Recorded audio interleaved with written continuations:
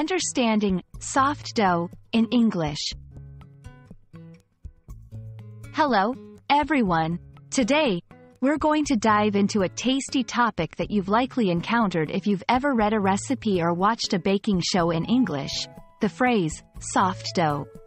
Whether you're a fan of baking or just looking to expand your English vocabulary, knowing this term will surely add more flavor to your language learning journey.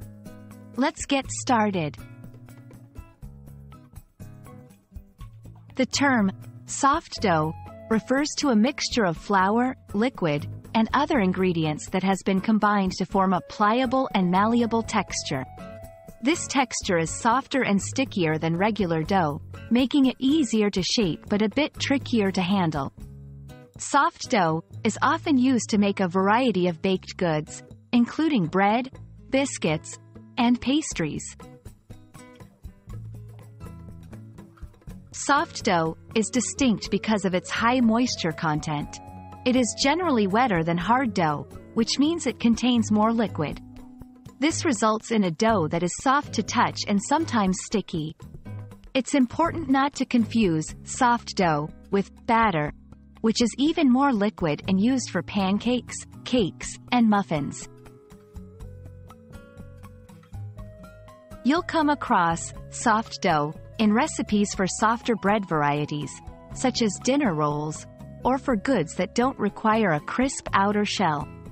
It's also used for doughs that need additional ingredients folded in, like cheese or fruits, because its softness allows for easier incorporation of these add-ins. Handling soft dough can be a bit of a challenge due to its stickiness. Here are a few tips. Flour your hands and surfaces to prevent sticking.